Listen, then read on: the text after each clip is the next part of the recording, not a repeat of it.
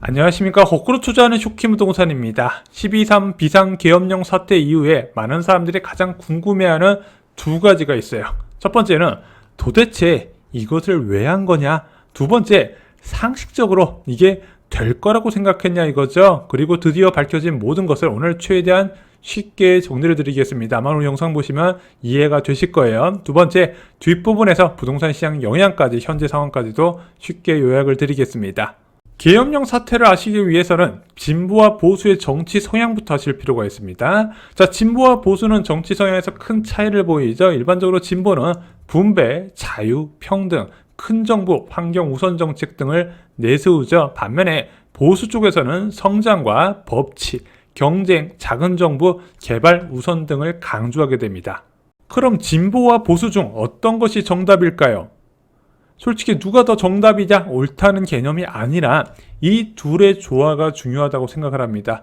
보수 쪽이든 진보 쪽이든 한쪽으로 너무 치우치게 되면 부작용이 발생할 수밖에 없다는 거죠. 그래서 보수와 진보 사이에 중도 세력이라는 게 있습니다. 이 중도 성향 유권자가 국정 운영이 한쪽으로 쏠릴 때마다 표로 견제를 해요. 그래서 총선이나 대선, 지방선거에서 결과가 나오게 된다는 거죠. 결국에는 중도 표심에서 결정이 된다는 거예요. 하지만 극단적인 정치 성향을 가진 사람들이 있습니다. 보수든 진보든 극우든 극좌 성향을 가진 사람들이 있어요. 이 사람들은 나와 생각이 다른 사람을 배척합니다. 다양성과 타협을 인정하지 않아요. 그리고 가장 목소리가 크고 행동도 빠르게 한다는 거죠. 하지만 실제 선거에서는 이 조용하게 가만히 있는 중도층에 의해 결정이 난다는 겁니다. 최근 선거 결과 보겠습니다. 제20대 대선에서는 국민의힘 윤석열 대통령이 당선이 됐었죠. 그리고 그해 6월에 치러진 8회 지방선거에서도 국민의힘이 압승을 하게 됩니다. 자, 중도층 표심이 어디로 움직였다? 국민의힘 보수 쪽으로 선택을 했던 이유는 아무래도 문재인 정부에서 무엇인가 정책 실패 부분에 대해서 심판을 했거나 또는 이제 더불어민주당의 공약에 대해서 약간 급진적인 정책이 있어서 약간 거부감을 드러내지 않았나 이렇게 해석할 수 있는 거예요.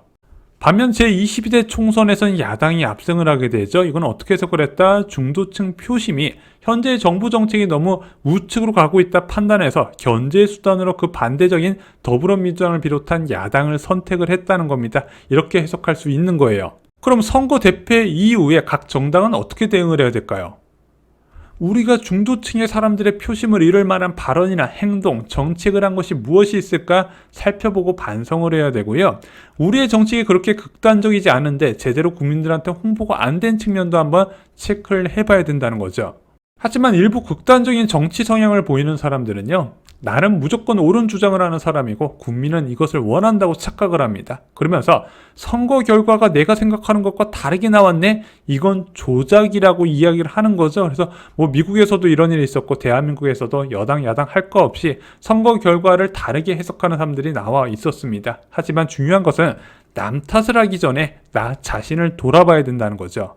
실제 22대 총선 이후에 일부 정치인이나 유튜버 시민단체가 부정선거 논란을 제기를 했고 이게 고발까지 이어졌습니다. 그래서 검찰과 경찰이 실제 수사에 들어갔고 이미 8월 달에 무혐의 종결처를 했죠. 그 이후에 좀 잠잠해졌어요. 왜? 이게 만약에 진짜 사실이라면 검찰이나 경찰 조사했던 곳들도 선거 조작 공범이라는 이야기가 되지 않겠습니까?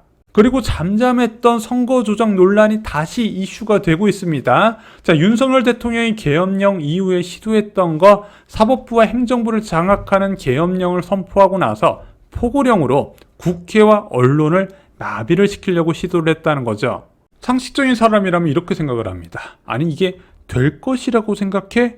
자, 공포의 포고문을 발표하면 사람들이 무서워서 집구석에 가만히 있을게요 이럴 줄 알았냐 이거죠.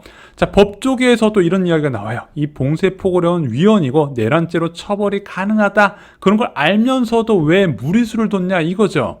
그리고 시간이 지나며 드러난 윤석열 대통령의 생각, 자, 나는 옳은 일을 하는 사람이고 국민들의 지지를 받는다. 근데 어떤 세력에 의해서 총선에서 부정선거가 일어나 국회 주도권을 뺏겼는데, 자, 이 사람들이 대통령이 임명한 인사를 탄핵하고 예산 삭감 등으로 국가 업무를 마비시키고 선동을 하고 있다. 그럼 부정선거 결과로 구성된 국회와 이들을 지지하는 사람은 반국가 세력이다. 그래서 이번에 비상계엄을 선포할 때 윤석열 대통령이 강조했던 게 뭐예요? 종북 반국가 세력 척결이죠. 이런 뜻에서 해석이 되는 겁니다. 실제 계엄령 선포 이후에 국회와 선관위 동시 장악을 시도를 했습니다. 윤석열 대통령이 이렇게 생각했던 것 같아요. 자, 부정선거를 밝혀내서 국회 무력화 정당성을 입증을 하게 된다면 국민들도 동의를 해줄 것이다. 그래서 윤석열 대통령은 이 부정선거를 정말로 확신을 하거나 또는 군사재판을 통해서 어떤 식으로든 원하는 결과를 만들 수 있을 거라고 믿었던 것 같습니다. 이 과정에서 윤석열 대통령의 개입이 속속 확인이 되고 있습니다. 특전사령관이 폭로했죠. 윤석열 대통령이 707 특임대 이동할 때 어디쯤이냐고 직접 전화를 했다는 부분, 그리고 국정원 1차장한테 윤석열 대통령이 이번 기회에 싹 잡아들이라고 체포 대상자를 알려줬다고 합니다. 그러다 보니까 탄핵 가능성이 높아지고 있는 거예요. 자, 어제까지만 해도 한동훈 국민의힘 대표는요, 탄핵을 막겠다는 입장이었지만 실제 주요 정치인을 체포하려는 의도가 확인이 되고 나서 거기에 본인이 포함이 됐다는 걸 확인하고 나서 어떻게 했다? 조속한 직무정지 필요성을 강조를 하고 있습니다. 그래서 탄핵 찬성 입장으로 선회가 됐어요. 대통령 탄핵 표결은 12월 7일 오후 7시부터입니다. 근데 민주당에서 이것을 좀 앞당겨서 오후 5시, 토요일 오후 5시에 표결을 하자, 지금 이렇게 이야기가 나오고 있어요. 자, 탄핵안 통과 이후에 대선까지는 한 6개월 정도 시간이 소요된다고 말씀드렸습니다. 그리고 이 탄핵 전국에서 집값은 어떻게 됐는지 저희가 한 5개월에서 6개월 정도 어떤 흐름을 올렸는지 정리를 드렸었죠. 현재 부동산 시장 상황 정리를 드려보겠습니다. 지금 11월 아파트 거래량이 2211건이 등록됐거든요. 12월 6일 기준으로. 자, 11월 6일 기준 10월 아파트 거래량 대비 한 8% 줄어들었습니다. 그래서 한 3,000건대 초반이 11월 아파트 거래량에 등록이 될 것 같아요. 근데 더욱더 중요한 거는 12월 아파트 거래량이거든요. 12월 아파트 거래량이 왜 중요하다?